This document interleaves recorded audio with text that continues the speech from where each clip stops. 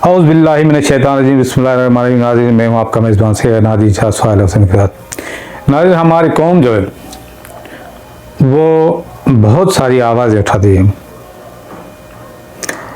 हमारी कौम चिल्लाती है कि हम भूख से मर रहे हैं।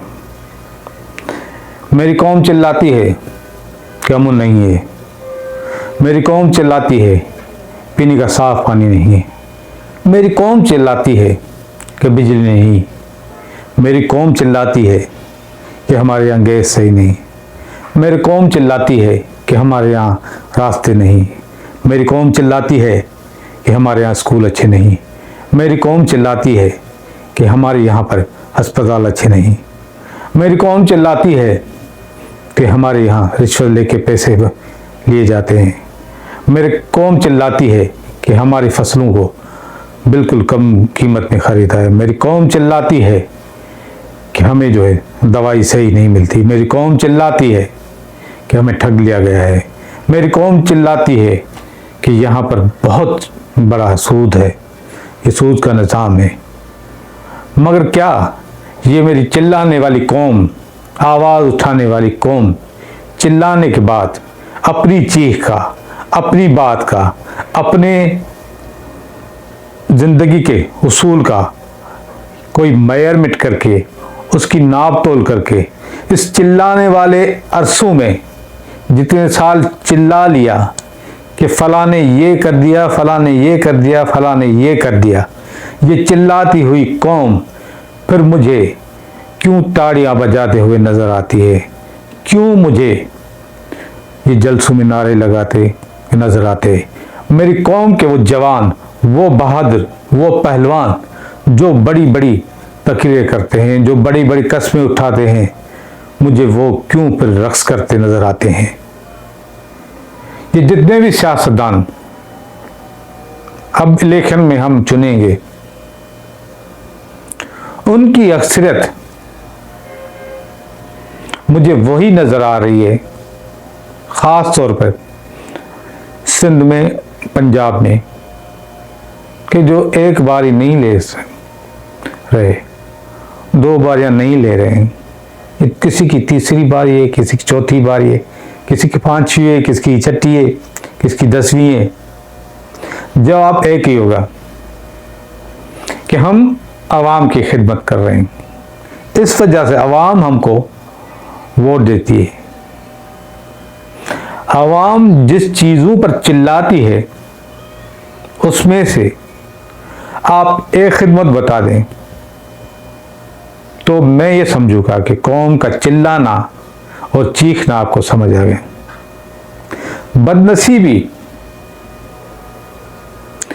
हमारी है कि हम बहैसियत कौम कोई विजन ना बना सके, कोई उसूल ना बना सके कि हम इलेक्शन में वोट देने जा रहे हैं। जो 5 साल हमने अपनी ज़िंदगी में तकलीफ़ें बर्दाश्त की, ना सिर्फ हमने पर पूरे अहले खाना ने, कहीं फिर उसी आदमी को वोट तो नहीं देने जा रहे जिस आदमी के खिलाफ हम चिल्लाते रहे, बड़ा मातम मचाते रहे। अगर यही हमारा तरीक़ेकार रहा, यही हमारी नफ्सा रही, तो बार बार ऐसे जालिम सियासतदान हम पर मुसल्लत होते रहेंगे। मेरा इस फ़ीलाख में मुख्तसर यही आपसे इल्तिजा है कि सिर्फ चिल्लाने से काम नहीं चलेगा। आपको अपनी चीखें दोहरा दोहरा कर उन उम्मीदवारों को अपने वोट के ज़रिए इस चीज़ को मेंशन करना पड़ेगा। इस कौम को इस दलदल से निकलने के लिए, इस चिल्लाती हुई महंगाई, बेरोज़गारी के खिलाफ वोट देना पड़ेगा। जिसने भी किया हो, मैं बगैर नाम लिए कहता हूँ, जिस भी हल्के में, जिस हुक्मरान ने, जिस एमपीए ने, जिस एमएनए ने आपके साथ किया हो, वो 8 फरवरी नजर आना चाहिए 8 फरवरी आपके लिए, आपकी कौम का रेफरेंडम। ये सियासतदान जीत जाएंगे, मगर अब मैं चाहता हूं कौम का इस्तेहसाल हो। हम कौम को देखें, हम कौम को परखें कि इस कौम को सियासत करने वाले खिदमत गुजार चाहिए या इस कौम को वो लोग चाहिए तो लोग हमारे जनाजों में शामिल नहीं होते और हम उनके जनाजों में जाके फूट फूट के रोते हैं। जो लोग हमारी खुशियों में शामिल नहीं होते, हम बिन बुलाए भी उनकी खुशियों में चले जाते हैं। यहां पर फैसला जो है, मैं किसी पर तनकीद करके नहीं, मैं सिर्फ कौम को बोल रहा हूं कि मुझे कौम ये समझाए कि 5 साल या 10 साल जिनकी वजह से आपने चिल्लाया और अब तक चिल्लाते रहते हैं, अब तक बहस करते रहते हैं, इस चिल्लाने का जो नतीजा निकले,